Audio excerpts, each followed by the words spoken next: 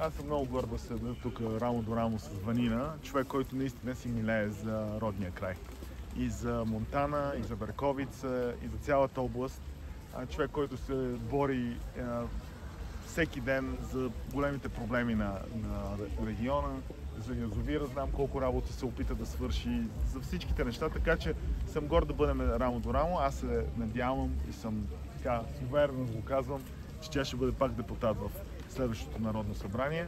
А за изборните резултати като цяло национално, ние играем за победа. Значи нито едно състезание не може да се влезе да се играе за друго място, освен за първо място. Играем за първо място. Мисля, че ще има изненади в тези избори. Вярвам, това, което виждам и тук в Северозападна България, купеният вод е огромен, но този купен вод може да разпредели гласове от едните към другите и може да има изненади по начин, по който сега социолозите не могат да хванат. Иначе това, което ние говорим на хората тази кампания, понеже на всички им мръзна да ходят на избори, това са 7 избори, и да слушат едно и също борби между партиите, този път се фокусирахме върху инвестицията към хората, която се случи, докато тези битки се случваха. 3 години вече, 4 бюджета на Асен Василев, успяхме да дигнем доходите 63% средна работна заплата, пенсиите се удвоиха, даже повече средните пенсии, индустриалното производство скочи 25%. Дупката в бюджета, която толкова много плащат ГЕРБ, всъщност няма, защото дефицита е само 1,9. Те 18 милиарда само плащат хората, за да обясняват защо те не можаха да дигнат доходите по същия начин. Инфлацията, която беше проблем, в момента спря да бъде такъв проблем, така че тези по-високи доходи в момента наистина имат покупателна способност. Решихме, че в тази кампания ще продължим да се фокусираме младите семейства, данъчните им облегчения бяха 60 лева за едно дете. Ние ги направихме на 600, сега ще ги направим и на 1200. И всичко това може да се случи. Програмата Стамболов за младите хора, които искаме пък да ги запазим в България. Ако са с добър успех и учат в България, искаме да ги дадем доста големи стипендии, до 800 лева на месец, ако си останат да работят в България 5 години след завършването. Както и младите българи, които отиват навънка, да могат да ги върнем обратно. За здравеопазването, тук говорихме с хората, супер болна тема. Истината е, че това, което се случи с децата с диабет тип 1, искаме да приложим същия модел и за другите хронични болести. С други думи, да има безплатна пътека с всички медицински изделия и лекарства за всичките хронични болести, така че да ги хващаме в зародиш, а не после да лекуваме последствията. Лекарствата за кръвно налягане се видя, че спестиха пари в здравната каса, защото е по-евтино да се плащат в началото като безплатни лекарства, отколкото след това да има операции, стентове и сърдечни операции. Виждаме, че това може да се случи. Знаеме, че има хора, които ще загубят от тези програми и това са частните болници. Но и знаеме, че там има големи интереси към колегите от ГЕРБ и ДПС, но ние ще ги сложим пак на първа линия, когато решаваме въпросите в следващия парламент. Темата за корупцията си продължава. Ние няма да оставим темата за трите антикорупционни закона и в 51-то Народно събрание. И това, което виждам, че колегите викат ха-ха-ха, този модел с равно отдалечения премиер няма как да сработи. Истината е, че това е единственият начин да има правителство след тези избори. Всички други начини не съществуват.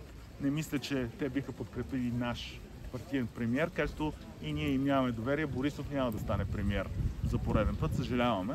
Така че, като си нямаме доверие и като се видя, че 7 пъти не може да се направи коалиция, защото доверието липсва, ние вярваме, че този модел с общественик равно отдалечен е единственият възможен вариант. И ще работим за това, защото разбираме, че на хората им писна да ходят на избори и 8 избори трябва да се избегнат. Но не да се избегнат на база компромиси с корупцията, съжаляваме, няма да допуснем това.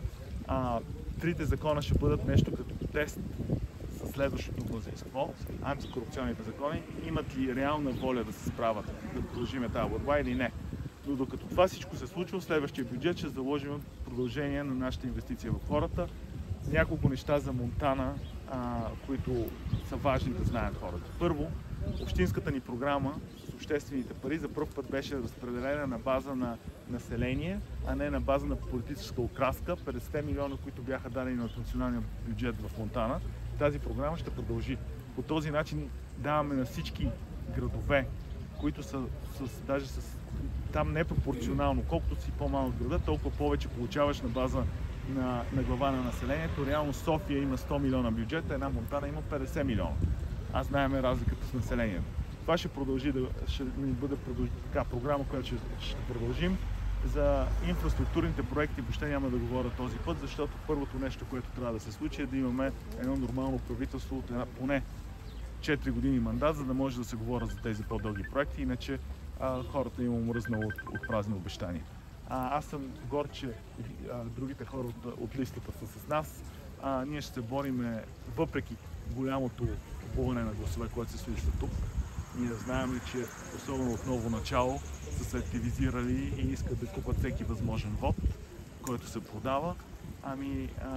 Трябва да покажем всички свободни българи, които не си продават гласа, че ни пука, защото ако 15% от гласовете се купуват и искат да ги купат, ако гласуваме вместо 2 милиона, 3 милиона, тези 15% автоматично стават 10%. Така че ако не искаме мафията да ни определя как да изглежда следващото правителство през купен вод, всички български граждани трябва да излезат да гласуват. И много хора ми казват, аз съм изморен или сме изморени от поредните избори. Казах го и в едно от телевизионните студия, срещнах се с един човек, който ме върши 100 години. И той каза, аз не съм изморен. И ще отида пак да гласувам. И си казах, ако този човек на 100 години не е изморен, значи никой от нас няма оправдание да си остане вкъщи. И като го попитах защо ще гласувате, той каза, защото искам да дам още нещо на моя народ. Не на моята партия, не на моя любим политик, на моя народ. Това ни е истински дълг, ако искаме тази държава да има шанс. Ако не искаме и си останем вкъщи, просто предаваме контрола и властта на тези, които сега се разхождат по малките махали и села и купуват гласове масирано. Благодаря ви.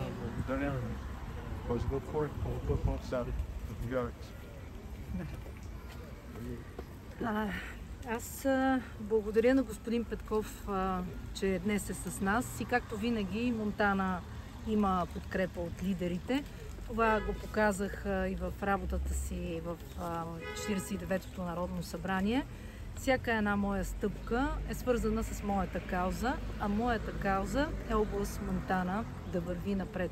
В област Монтана жителите да се чувстват добре, да имат работа, да живеят добре и се надявам всеки един свободно мислещ жител на област Монтана на 27 октомври да даде своя вод, така както го чувства. Това е изключително важно.